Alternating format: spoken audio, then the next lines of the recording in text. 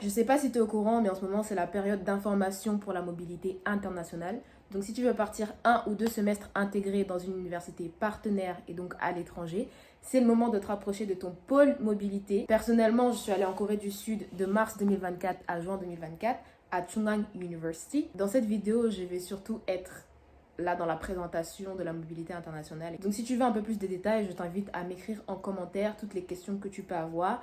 Et je serai ravie de te faire une nouvelle vidéo avec les réponses à toutes tes questions. Tout ce que je vais dire ici, ça vaut pour mon université et ça peut changer d'une université à l'autre, bien sûr.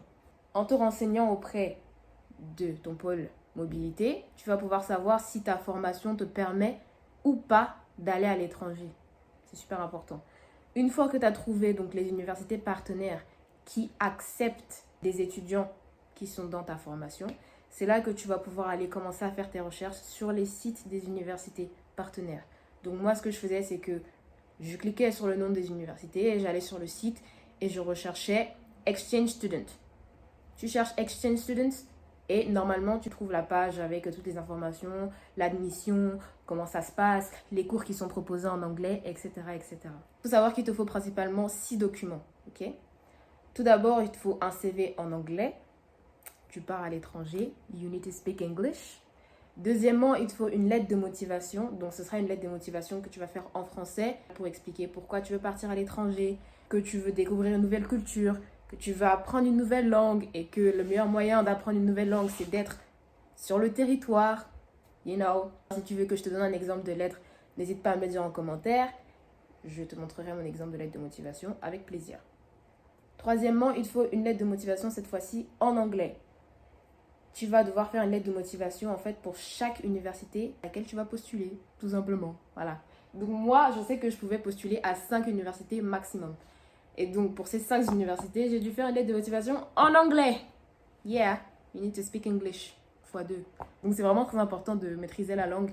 Et bien sûr, tu peux avoir une trame déjà de base. Et tout ce que tu as à changer, c'est le nom des cours ou alors, bien sûr, pas ou alors, bien sûr, surtout, le nom de l'université pour paraître sérieux. D'accord? En 4e position, maintenant, il te faut ton bulletin. Là, ça, c'est la fameuse partie qui fait un peu mal pour certaines personnes parce qu'en fonction des universités, moi, par exemple, je sais que pour le Canada, ils demandaient aux étudiants d'avoir 12 de moyenne. Donc, si tu n'avais pas 12 de moyenne, tu étais disqualifié d'office. Ne postule même pas, ça ne sert à rien. Ils ne vont pas regarder ta candidature. La plupart du temps, il faut juste ton bulletin de l'année d'avant parce que l'année qui est en cours, tu n'as pas encore ton bulletin. Si c'est le cas, il faut l'inclure, d'accord? Donc, il faut le bulletin de l'année d'avant, premier, deuxième semestre, et le bulletin de la nouvelle année. En 5e position, il te faut aussi un test de langue, ok? You need to speak English. Après, tu peux avoir une autre langue en plus, dépendant de où tu vas aller. Il existe différents tests de langue, ok? La plupart du temps, c'est l'IELTS, le TOEFL, et il y a aussi le Duolingo qui est maintenant accepté par de plus en plus d'universités. Moi, personnellement, j'ai fait le Duolingo. Imaginons que tu vas aller dans une université anglophone, Australie, Royaume-Uni, États-Unis. La plupart des universités dans ces pays-là acceptent le test Duolingo. Donc, il suffit juste de bien te renseigner et de voir aussi le score qu'il te faut. D'accord? Il te faut un certain score pour pouvoir justement valider. Enfin, en 6e position, il te faut une fiche de cours à faire remplir par ton responsable de formation. Ok? Qu'est-ce que c'est que cette fiche de cours? Tout à l'heure, je parlais du fait qu'il faut aller sur le site des universités pour regarder les informations d'admission. Et effectivement, sur les sites de ces universités-là, il va y avoir les cours en anglais avec le code du cours. Donc toi, ton université française va te donner une feuille avec des cases à remplir, d'accord? Ces cases-là, ce sera par rapport à tes cours. Tu vas regarder donc sur le site des universités partenaires les cours qui sont proposés, qui ont un rapport avec ta formation.